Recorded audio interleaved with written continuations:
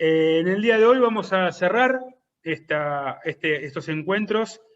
Y bueno, como dije, Omar Tobio, nuestro invitado especial, nos va a hablar sobre la cuestión urbana en el marco de la nueva cuestión social, pensando geográficamente las tensiones y solapamientos entre espacialismo, empirismo y estructuralismo. Para quien conocen o quien no lo conocen también, por supuesto, Omar Tobio es licenciado y profesor de Geografía por la Universidad Nacional de Buenos Aires, magíster en Sociología Económica por la Universidad Nacional de San Martín, codirector del Centro de Estudios Geográficos, director de la licenciatura en Enseñanzas de las Ciencias Sociales y profesor titular en la Escuela de Humanidades por mismo la Universidad Nacional de San Martín.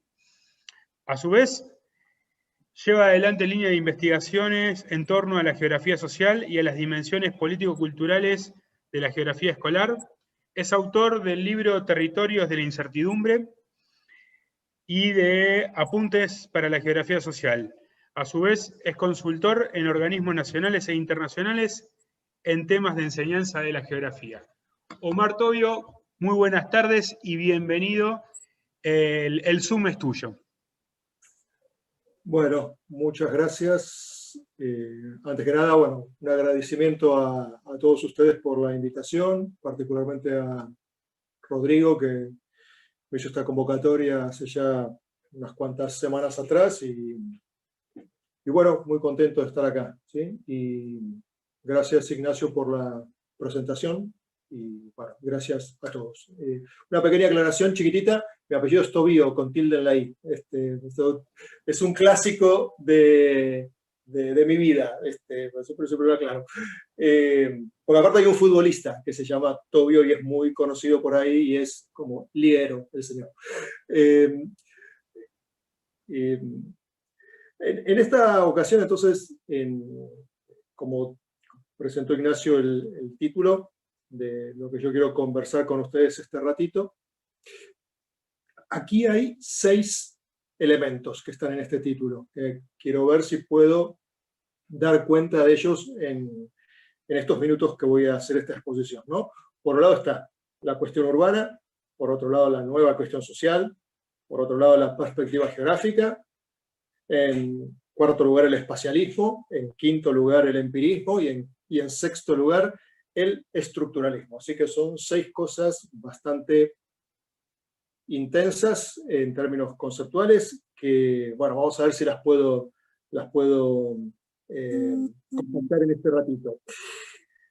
La exposición va a tener 4 partes, ¿no? La primera parte les voy a contar, más o menos como yo veo, el derrotero de cómo se abordó la cuestión social a lo largo del siglo XX. La segunda cuestión, o el segundo tema del que quiero hablar hoy, es algo que no está en el título, pero que está implícito en el título, en todas las partes del título, que es el tema de la igualdad, ¿no? Que es uno de los aspectos nodales en geografía social, porque nos interesa ver las dimensiones territoriales y espaciales de la desigualdad social. Entonces, quiero hablar un poquito sobre el tema de la igualdad y cómo el tema de la igualdad está presente en todo este derrotero de la primera parte. En tercer lugar, ¿cuáles son los temas clave que están presentes a lo largo de toda la historia, esta mínima historia que les voy a compartir con ustedes sobre la perspectiva sobre cuestión social? Y la última parte, la cuarta, es una síntesis donde termino de cerrar todo lo que intento comentar acá. Vamos a empezar por la primera cuestión, que es el derrotero de la cuestión social, ¿no?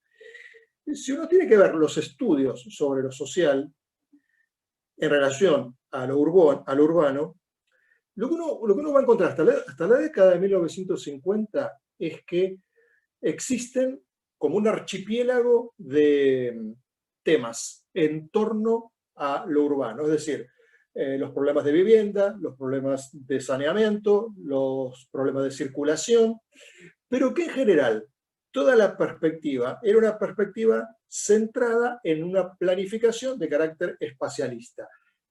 Todo en general terminaba derivando en esa línea. La idea es planificar, ordenar en función de una optimización del funcionamiento del espacio. Entonces, esta planificación espacialista, que hace un vicio del espacio en el sentido que, modificando elementos físicos, se va a modificar el espacio y por lo tanto se van a producir las mejoras sociales. Viene por ahí.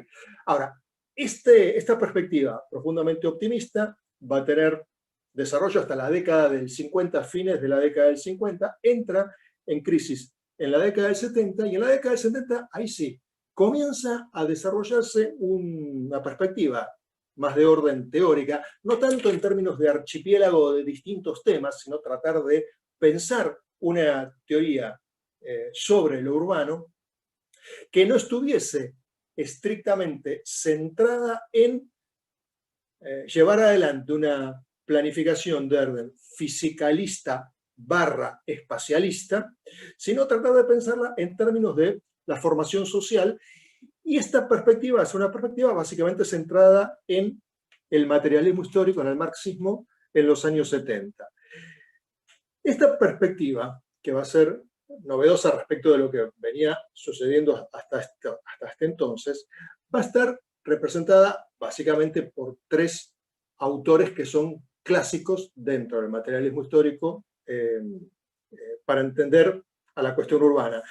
El primero de ellos va a ser conocido por todos, Lefebvre, ¿sí? La producción del espacio. ¿Qué es lo que trae Lefebvre acá? Él lo que va a decir es, el proceso de urbanización es entendible solamente en relación al proceso de industrialización, y hay una relación dialéctica entre ambos, y que a la vez lo que hace el sistema es producir mercancías, pero además de producir mercancías, se produce una especificidad, un valor de uso específico, que es el de la ciudad, y que tiene sus características asociadas ineludiblemente y de manera dialéctica a los procesos de industrialización y de industrialización avanzada, y lo que introduce aquí es una novedad, que es la idea de que el espacio se produce. Entonces, así como se producen mercancías, se produce el espacio de la ciudad. Y esta producción del espacio implica algo morfológico, en el sentido de que se construyen objetos que se ponen sobre la superficie terrestre, pero también lo que hay es una dimensión interpretativa, es decir, la sociedad en su conjunto interpreta esta producción. Entonces, la producción del espacio supone este juego dialéctico entre lo natural y lo social, entre industria y ciudad, entre objeto físico producido y representación y significado que tienen los mismos. Todo esto es una totalidad que tiene un despliegue propio en su propia dinámica, y este va a ser como el insumo básico que va a tomar el segundo de los autores que son cruciales para nosotros aquí, que es Harvey. Harvey, desde Geografía, con este libro de comienzo de los 70, del 73, va a tomar gran cantidad de los elementos de Lefebvre para pensar la ciudad, tomando como reflexión, haciendo una reflexión crítica sobre las propuestas de orden que él llama liberal, que es la primera parte del libro. Y estas propuestas de orden liberal tienen que ver con esta planificación bien intencionada en función del ordenamiento del espacio. Una vez que desarrolla esta primera parte, en la segunda entra con los planteos de orden socialista. Y en estos planteos de orden socialista, lo que él va a decir básicamente es, bueno, toma gran parte de lo que dice Lefebvre. El espacio efectivamente es una producción objetiva y a la vez requiere de los elementos subjetivos que son inescindibles entre ambos. Y a la vez lo que hace es llevar adelante un proceso de profundización de cómo es el ciclo de acumulación del capital y del proceso de producción, y cómo la circunstancia del capitalismo industrial de fines de la década del 60 y comienzos de la década del 70 empieza a tocar sus límites. Acá en este libro, él va a dejar como la huella de lo que va a desarrollar en la década del 70, 80, 90, 2000 y en la actualidad. A partir de acá, ese es como el libro fundacional. De todas maneras, todos los artículos que están acá son distintos artículos que él después los integra en un mismo libro y les da esta estructura que yo les acabo de comentar y que es absolutamente consistente y coherente. Ahora, lo importante es que él toma, ¿sí?, esta perspectiva de Lefebvre y claramente él se instala en una perspectiva de carácter marxista estructuralista. Cuando estamos pensando en una perspectiva de carácter estructuralista, estábamos diciendo que lo que se entiende para los estándares de la década del 60 y década del 70 es que la estructura es algo que está por debajo sosteniendo al proceso de industrialización y particularmente a la ciudad, y eso que está por debajo es básicamente el proceso de valorización del capital.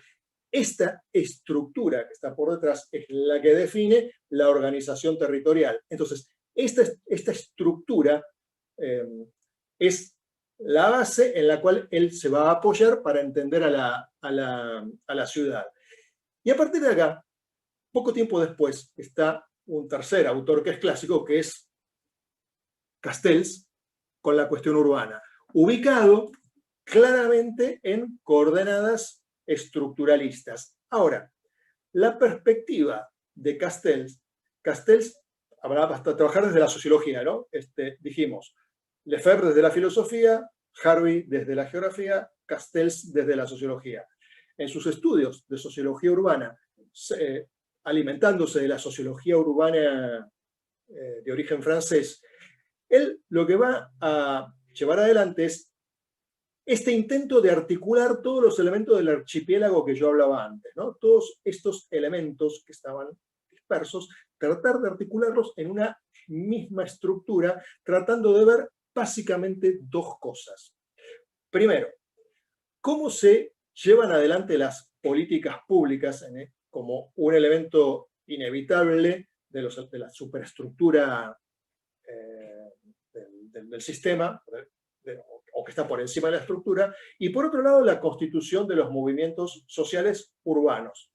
Ahora, la perspectiva de Castells, que es la perspectiva dominante en estos tiempos, es que la estructura, a partir de una lectura de Althusser, es una estructura que se va desplegando por sí misma sin un sujeto que se constituya en tal sentido para llevar adelante una transformación en términos originales, sino que lo que hace precisamente esta forma de estructura, de mirar el proceso de cambio sin un sujeto, es entender que la misma estructura tiene su propia lógica y que los actores son piezas que están posicionadas dentro de la estructura de acuerdo a la situación de clases, y que la situación de clases por sí misma es contradictoria. Este proceso de contradicción es necesario estudiarlo para después llevar adelante un proceso revolucionario y modificar la situación. Pero esto se va a ir dando solo. Lo que hay que hacer es conocerlo, acompañarlo y poder empujarlo. Entonces, esta perspectiva es la perspectiva de los 70, que está centrada en la estructura. Ahora, sobre comienzos de los 80, todas las perspectivas de análisis en geografía, pero en las otras disciplinas también, orientadas desde el materialismo histórico, entra en situación de crisis y de oscurecimiento, y básicamente lo que se le va a criticar más fuertemente al marxismo por su carácter estructuralista, independientemente de la dimensión política de la revolución, independientemente de eso, la crítica central es esto de no entender la existencia de un actor con conciencia propia, con capacidad de llevar adelante transformaciones conscientes. Esta crítica va a ser una crítica muy potente, y los años de la década del 80 son unos años en los cuales hay como un fuerte debilitamiento del desarrollo teórico sobre lo urbano. Y este debilitamiento, entonces, hace que comiencen a desarrollarse trabajos de orden empírico, a diferencia de lo que era el materialismo histórico de orden estructural, que trabajaba desde las concepciones teóricas más generales, y después esto se confirma en la referencia empírica. Acá es distinto. Acá lo que hacemos, o lo que se hacía en la década del 80, es empezar a mirar particularidades de los actores en términos empíricos, y claro, aquí lo que hay es como dije recién, un oscurecimiento, un eclipsamiento del materialismo histórico. ¿Esto quiere decir que el materialismo histórico desaparece? No, hay autores como Topalov que lo que van a plantear es lo siguiente. Bueno, tal vez nosotros ahora no tengamos que pensar a la ciudad en términos de lo que es la producción, sino tratar de pensarlas en términos de reproduc'ción. Ahora, la idea de reproducción social, nuevamente, nos lleva a la fórmula general del capital, dm', y en esta fórmula general tenemos un proceso de reproducción donde ahí adentro, en este proceso de reproducción, los actores empiezan a cobrar un determinado papel, una posibilidad de entendimiento, y ahí es donde empieza, ya en los 80, a entrar las primeras formas de las movilizaciones feministas en función de esta cuestión de la reproducción, porque la reproducción del capital de M', implica también en la vinculación sociedad-naturaleza la importancia de nuestros cuerpos biológicos, porque sobre el proceso de reproducción del capital, este proceso de reproducción del capital está llevado adelante por cuerpos biológicos que se reproducen, y ahí comienza a entrar toda la dimensión de este diálogo del feminismo con ciertas formas del marxismo en la década del 80.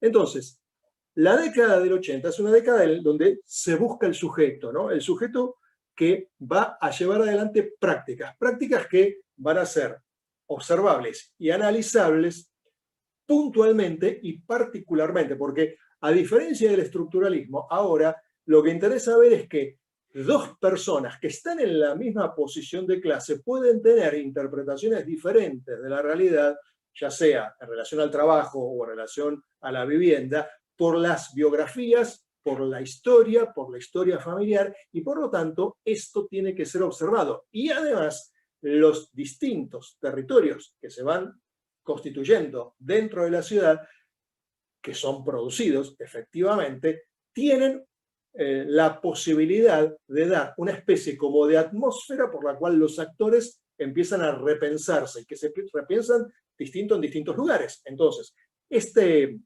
tránsito, ¿sí?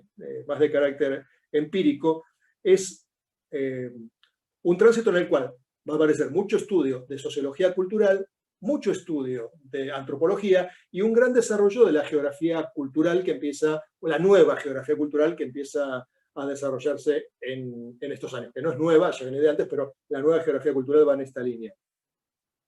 Ahora, la década del 90 va a ser una década, que esto ya podemos decir que se extiende hasta el día de hoy, en donde se supera esta fragmentación empírica, porque en esta fragmentación empírica lo que nosotros tenemos es estudios en profundidad que muchas veces no son generalizables a muchos otros. Entonces hay gran cantidad de estudios en profundidad de actores o de grupos de actores o de grupos de individuos en la ciudad, y esto produce una especie de, como dije antes, debilidad teórica y a la vez un nuevo archipiélago.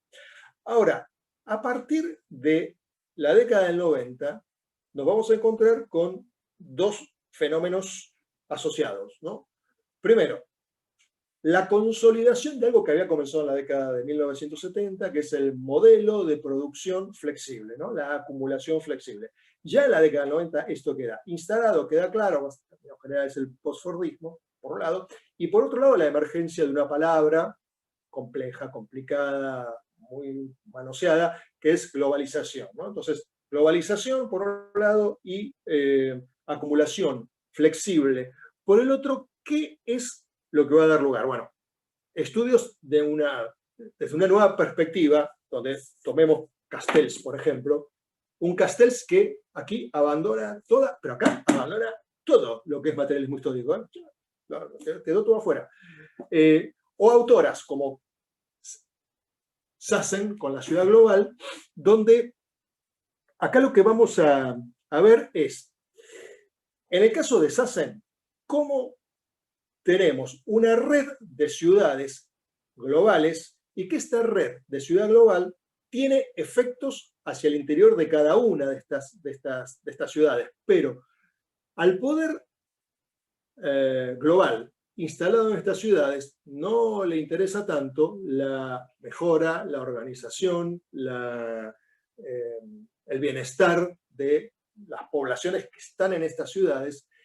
Pero esto no quiere decir que desde el pensamiento de la cuestión social no se analice efectivamente esta articulación entre la cierta homogeneización globalizadora y, por otro lado, la heterogeneidad que genera esta misma displicencia que tiene el poder en este momento frente a las formas de planificación. Entonces, si yo vuelvo para atrás, hacia la década del 80, yo me voy a encontrar con dos cosas en la década del 80. Primero, que tenemos una disminución notable de las partidas presupuestarias orientadas a la planificación clásica que existió hasta la década del 50 y que desde el materialismo histórico en la década del 70 se le había criticado fuertemente. Ahora, a partir de los años 80, esas formas de planificación tan criticadas por las formas del materialismo histórico ahora están desmanteladas, y a la vez lo que nos encontramos es un cierto repliegue en los 80 de todo lo que son los movimientos sociales en los términos que había planteado Castell en este librito de la década del 70. Esto mismo de los 80, entonces, cobra un nuevo sentido a partir de la década del 90. Este nuevo sentido va a pasar por entender que los movimientos sociales son movimientos sociales que van a estar no tan centrados necesariamente sobre las formas de consumo colectivo de la ciudad, sobre la transformación de la ciudad, sino sobre la transformación de aspectos particulares y especiales que le interese a cada movimiento social. Ahora, todos estos movimientos muy heterogéneos, de distinto orden, si se los observa, se les puede encontrar en su interior una línea de equivalencias que pueda ser leída políticamente para llevar adelante un proceso de planificación urbana de orden progresista que se oponga, en primera instancia, a los dictámenes del capital global. Entonces, si hay algo distintivo de la década del 90 en adelante, es que tenemos la posibilidad de estudio de las particularidades de los movimientos sociales, pero a la vez vuelven a aparecer los estudios sobre el carácter estructural del funcionamiento del capitalismo. Ya no es tanto el capitalismo nacional, como era en la década del 70, sino el capitalismo internacional asociado al nacional y a su vez la resistencia de los movimientos sociales. Entonces, este periodo que se extiende hasta el día de hoy posibilita que nosotros podamos seguir la línea de lo que planteaba Topalov respecto a, bueno, estamos analizando el proceso de la misma reproducción del capital y de cómo el capital se reproduce en la ciudad, y que este proceso reproductivo es un proceso reproductivo que lo que nos va a mostrar es que lo que definiría básicamente a las ciudades es que sean globales o sean ciudades no globales, o sean las ciudades que se estudiaban en la década del 70, lo que va a caracterizar a las ciudades es que concentran las condiciones generales de la producción y reproducción de la fuerza de trabajo en el sistema capitalista. No es tanto la concentración de fábricas, de gente o de oficinas, sino la concentración de condiciones generales de la producción y reproducción. Y las condiciones generales de producción y reproducción de la fuerza de trabajo van a incorporar también los elementos culturales que son los que va a desarrollar Harvey en su libro de La condición de la posmodernidad. Entonces, teniendo en cuenta esta primera parte de la exposición que es sobre el derrotero, yo quisiera hablar sobre el tema de igualdad de posiciones y igualdad de oportunidades. Todo lo que yo voy diciendo, que es más de orden conceptual, tengo siempre en mi cabeza la referencia de las grandes ciudades argentinas y particularmente del área metropolitana de Buenos Aires. Digamos, como con lo que yo voy como contrastando y dialogando en la medida que voy hablando. No es que tengo todas las ciudades latinoamericanas en la cabeza, sino que básicamente Argentina y área metropolitana. A lo largo de todo este tiempo, en todo el derrotero, ¿qué es lo que está poniéndose en juego? Pensemos sobre todo desde la década de 1940 en adelante, ¿no? Lo que se está poniendo en juego es cómo se producen mejoras. Este producir mejoras es tratar de generar mejores condiciones de igualdad. Entonces, aquí tenemos que hacer esta distinción sobre, bueno, ¿se promueven las igualdades de oportunidades o se promueven las igualdades de posición? Y acá hay una tensión muy fuerte entre ambas, porque el rasgo que va a develar el materialismo histórico durante los años 70 es que justamente las políticas orientadas de orden liberal son políticas que lo que buscan es generar igualdad de oportunidades. La idea de la igualdad de oportunidades, ¿qué es? Dar mejores condiciones en general, en términos universales, para todos los sectores de la población, para que tengan mejores oportunidades para desarrollarse con sus habilidades, su talento, sus capacidades y sus ganas. Entonces, el Estado, en la medida que va planificando, va generando mayor cantidad de oportunidades, pero el materialismo histórico lo que va diciendo es no, lo que tenés vos es una distinción de clases enorme y que en realidad esa distinción de clases, esta mejora es una mejora en función de garantizar el proceso de explotación y extracción de plusvalía, todo eso. Y el punto, que esto va a ser puesto en tela de juicio en la década del 70, el problema que tenía la década del 70 es que no consideraba la existencia de una constitución de un sujeto de cambio. Pero esta discusión que se trae y develar la igualdad de oportunidades trae, ahora sí, el otro elemento, que es que hay que mirar la situación de la posición, la igualdad de posición. Y los estudios empíricos de la década del 80 y después de los 90 y hasta el día de hoy, contribuyen a poder analizar las desigualdades derivadas de posición y no de oportunidades. ¿Esto qué quiere decir? Que en la medida que se ven las especificidades, se pueden hacer políticas específicas para los desfavorecidos de manera tal de acercarnos a algo de lo que se llama la equidad. No se trata de ponerle más caminos, más escuelas, sino de, además de hacer eso, generar una reestructuración en términos impositivos, una reestructuración en términos de beneficios, una reestructuración genérica en relación al conjunto de normativas y de legislación para cada una de las personas, de manera tal de que cambie su posición y a partir de ahí pueda salir a la competencia dentro del sistema.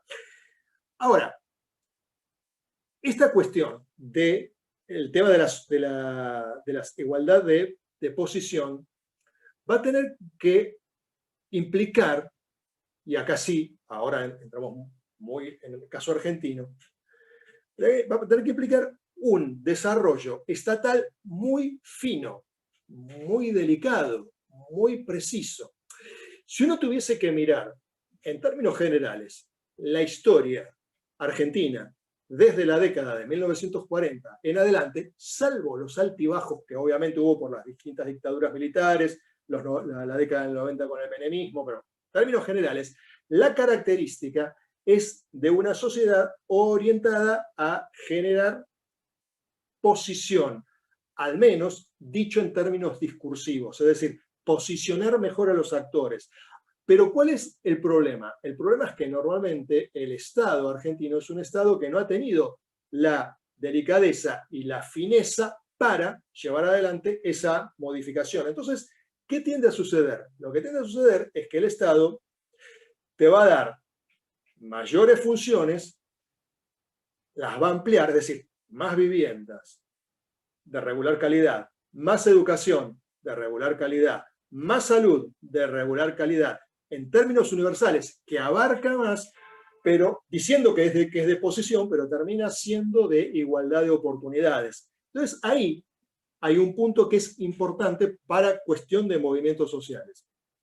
A partir de la década de 1980, hay una autora que es Silvia Sigali, que después de ahí se siguió trabajando, que ya trabaja o ha trabajado sobre el tema de ocupación de tierras en las grandes ciudades.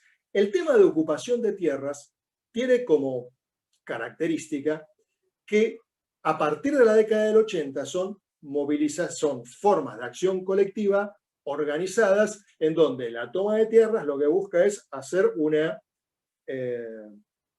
un continuo con la trama urbana preconstituida, y una vez que se produce la ocupación, en general, lo que nos vamos a encontrar, dice Sigal, es con que los actores que tomaron la tierra, que llevaron adelante la ocupación de terrenos, van a esperar el otorgamiento de un derecho.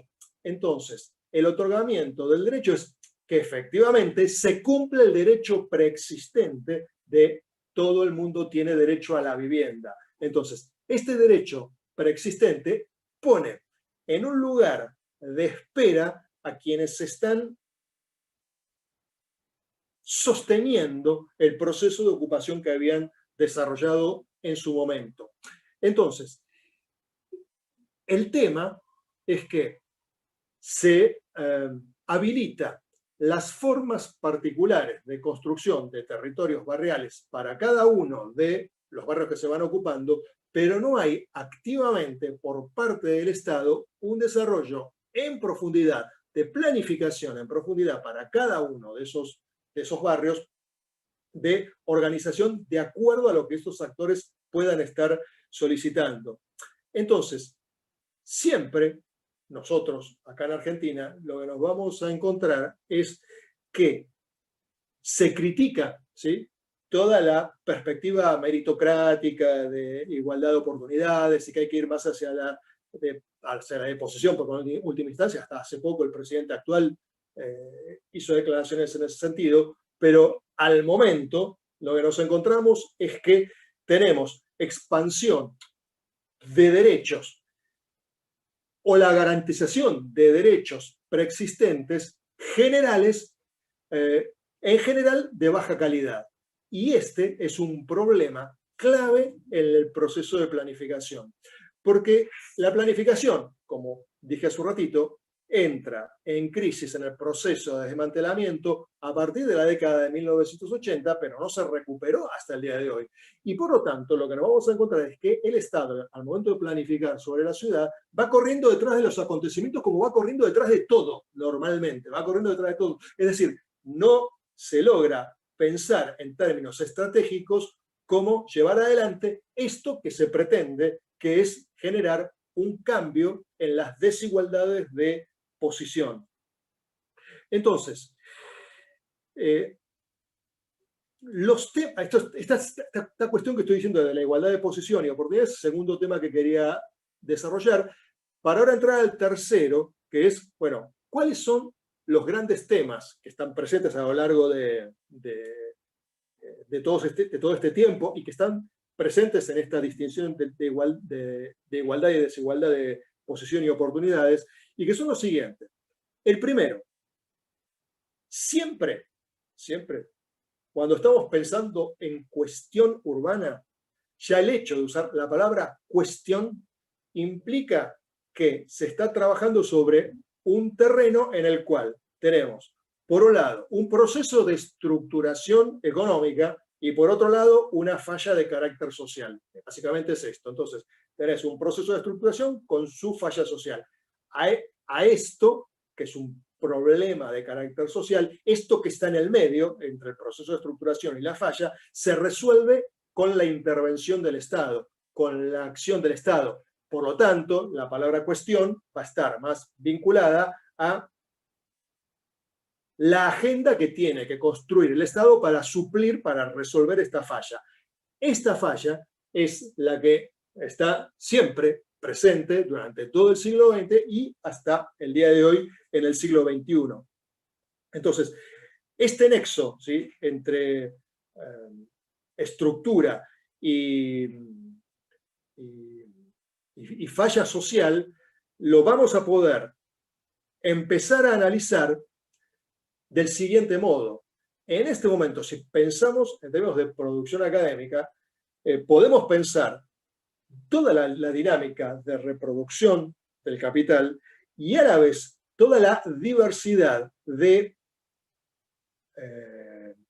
experiencias de movimientos sociales que van desde ocupación de tierras hasta trabajadores desocupados, hasta problemas vinculados a temas de salud, hasta los temas de género o de diversidades sexuales, lo que sea.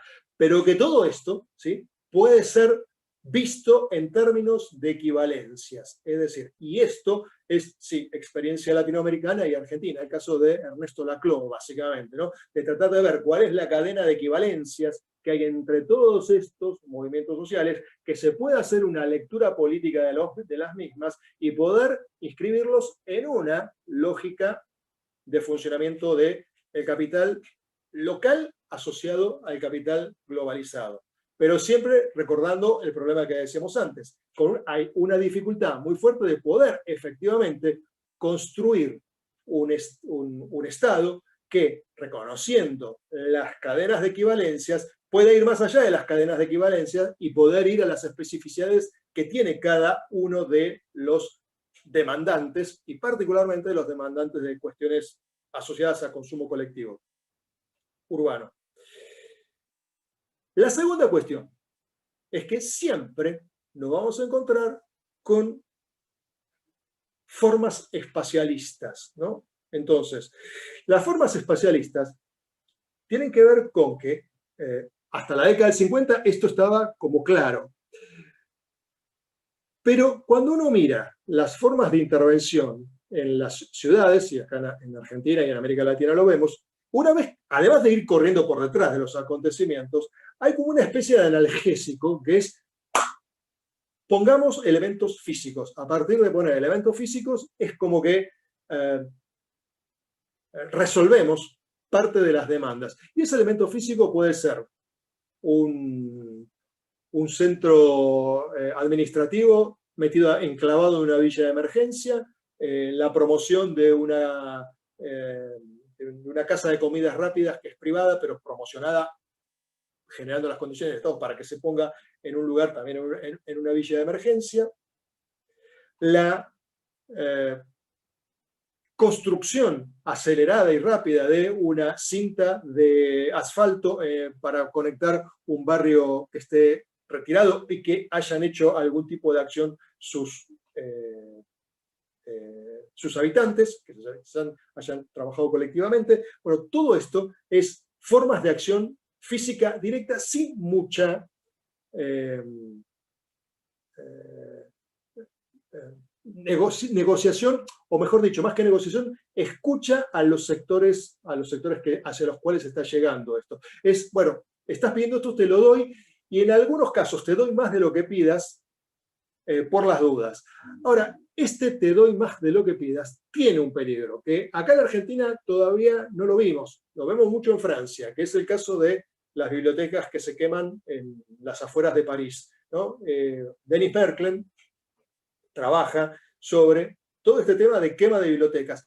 Los franceses, que es un Estado social que está en retirada, pero todavía semejante Estado social al día de hoy todavía existe, lo que hace es instalar, enclavar bibliotecas estatales que son una maravilla, preciosas, pero la gente del lugar, los chicos jóvenes, van y las queman. Los chicos jóvenes, en las afueras de París, no es que queman escuelas, queman bibliotecas. Me pregunto por qué queman bibliotecas. Uno diría, más fácil que queme una escuela porque la escuela te da un título, porque la escuela establece jerarquías, si vos no vas a la escuela, bueno, quedás afuera. En cambio la biblioteca no, la biblioteca es opcional. Entonces, ¿por qué queman la escuela? La escuela, en términos de Merkel, perdón, ¿por qué queman la biblioteca? La biblioteca es quemada, en términos de Merkel, justamente porque es la máxima expresión de la no escucha, ¿no? Entonces, hay poner algo por las dudas, y que por las dudas es la bajada de cultura. Y esta bajada de cultura se va a expresar en esos monumentales edificios. Nosotros estamos empezando a asistir a algo de poner ciertos elementos de monumentalidad en ciertos lugares sin consultarle o sin hacer una escucha previa de la población. Esto es algo que introduzco acá, pero que me parece que es importante tener en cuenta de que estas formas espacialistas / fisicalistas siguen existiendo. Tercer elemento o tema recurrente a lo largo de toda la historia de la cuestión social, ¿no? de tratar de resolver este hiato entre la estructuración y la falla social, es el tema justamente de si hay exclusión social o si hay un proceso de desmantelamiento de protecciones, que no llega a ser una exclusión, sino que hay grados de desmantelamiento, y cómo se construye la movilización social a partir de este proceso de desmantelamiento. El proceso de desmantelamiento tiene que ver justamente con las transformaciones derivadas del régimen de acumulación flexible que les mencioné hace un rato. Entonces, todo el sistema de protecciones sociales característico del periodo previo a 1970 es desmontado, pero gran parte de los derechos que provienen de los años del Estado Social desde 1940 hasta 1970 y pico, esos derechos están vigentes. Lo que pasa es que empiezan a estar vaciados, de modo tal que las formas de movilización social, a diferencia de la forma de movilización social de Castel, no son movilizaciones sociales que van hacia adelante para conseguir nuevos derechos, sino que son movilizaciones sociales orientadas a que se garanticen los derechos ya fundados y que por lo tanto estas formas de lucha son formas de lucha en las cuales se establece un vínculo de espera con las estructuras burocráticas. Entonces, las formas de movilización social son centrales en este momento en la medida que los movimientos sociales se articulan con formas de lo que genéricamente se denomina clientelismo político y redes clientelares, es decir, intercambio de recursos por favores políticos, no votos, sino favores políticos. Este intercambio es de carácter territorial y estas redes territoriales, que no son nuevas las formas de clientelismo urbano y en área metropolitana, son antiquísimas, ahora asumen un nuevo carácter, porque estas formas de clientelismo son formas de clientelismo atravesadas básicamente por un sistema de organización de actores que se corresponden con lo que Steven Levitsky habla de un sistema informal de partido político, que es particularmente el Partido Justicialista. Entonces, este sistema, que ya no es más un sistema de organización de clase obrera, sino que es un sistema de organización de personas que en acumulación flexible están siendo desmanteladas en sus derechos de ciudadanía social, pero en relación al ejercicio de la ciudadanía social, no al hecho de que dejen de ser ciudadanos.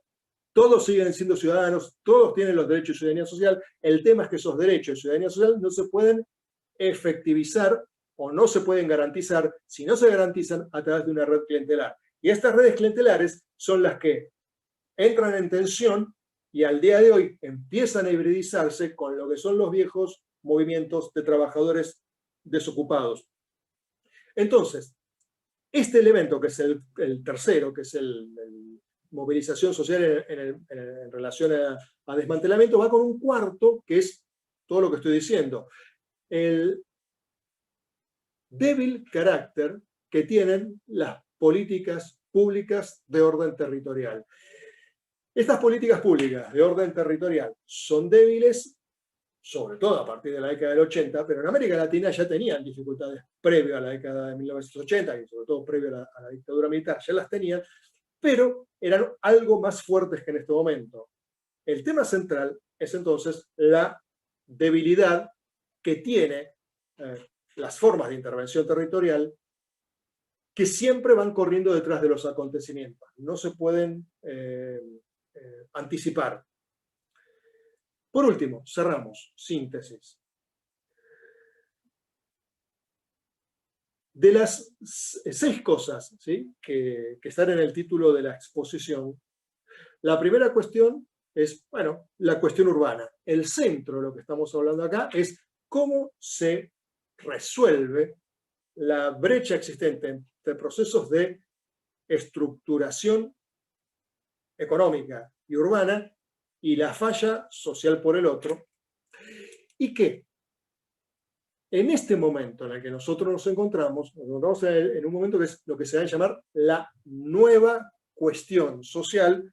Incluso algunos autores hablan de que existe una nueva cuestión urbana. ¿En qué consiste la nueva cuestión social? La nueva cuestión social tiene que ver con este proceso por el cual comienza a haber un distanciamiento entre los sectores mayoritarios y el proceso de estructuración. Es decir, este elemento que era básicamente el Estado, que podía resolver, ya no resuelve. Y acá lo que tenemos es un fuerte proceso de fragmentación y una dificultad anclada en el esquema de acumulación flexible, por el cual los trabajadores no tienen la posibilidad de compartir una experiencia laboral similar a la que se desarrollaba en los años previos de la cuestión social y del Estado social. De este modo, entonces, el segundo término, que es la nueva cuestión social, es que nosotros tenemos que empezar a tener en cuenta que las formas de intervención estatal son intervenciones que se van a dar en un escenario de cierto proceso de archipiélago, y que este proceso de archipiélago territorial y social requiere ser mirado uno por uno y a la vez ver cuáles son los elementos equivalentes que hay entre ellos para poder articularlo. Tercera cuestión es la perspectiva geográfica. Básicamente, todo este relato que yo lo estoy haciendo es la mirada de un geógrafo. Yo lo estoy mirando desde el lugar que a mí me interesa, que es, bueno, cómo se organizan los territorios. Y básicamente la organización de los territorios está asociada a la manera en la cual se tramita la igualdad o se tramita la desigualdad. Entonces, de la forma en la cual se tramite la desigualdad, que ya hemos visto, es una desigualdad que apunta, es una desigualdad reconocida o identificada como de posiciones y que se trata de resolver como de posiciones, pero que en realidad termina siendo una política que hace formas de inclusión, ¿no? Inclusión, pero de baja calidad y sin ver especificidades. Esto hace que el proceso de fragmentación sea mayor, porque en realidad, fácil pensarlo en el sistema educativo, tenemos un sistema que se extiende pero que es de mala calidad, y lo que tenemos es un proceso de fragmentación. Cuando yo era chico, yo iba a la escuela pública con chicos de la villa. Ahora, en la escuela pública es raro que un chico de la villa conviva con un chico de clase media. Entonces, este proceso de extensión apunta a incluir, porque se está pensando en ideas de posición, pero no se está resolviendo la posición. Se está generando algo de oportunidades de baja calidad. En tercer lugar, el tema del espacialismo. El tema del espacialismo, como dije antes, está permanentemente dando vueltas porque la solución es, bueno, pongamos un nuevo camino, pongamos una nueva escuela, pongamos cosas físicas. Aunque se diga que no se quiere hacer eso, pero se termina haciendo eso. Entonces, la perspectiva espacialista se la trata de dejar de lado, pero en última instancia, lo que más se ve, lo que más resulta, lo que más rédito político da, es poner cosas físicas. Es eso. El quinto elemento es el tema del empirismo. Bueno, todo el tema del empirismo en realidad posibilita, da lugar a que nosotros tengamos que hacer trabajos de calidad, empíricos, de estudio en profundidad, pero sin perder de visión cuál es el proceso de posible articulación o en función de posible articulación con otros trabajos. Y por último, el tema de la estructura. Desde mi punto de vista, es fundamental seguir pensando que existe por debajo una estructura que no es una estructura que nosotros la podamos palpar al 100%, pero conceptualmente y teóricamente sabemos que existe, que es la del proceso de reproducción del capital. Todo esto se maneja básicamente a partir de la ecuación de M, de', y a partir de esto se construye todo lo demás, todas las formas de representación, la producción de espacio, en términos de producción de espacio físico, y a la vez los significados que el mismo tiene, forman parte de eso que está integrado en esta gran trama de carácter estructural. Bueno, y hasta aquí llegué. Les agradezco mucho a todos.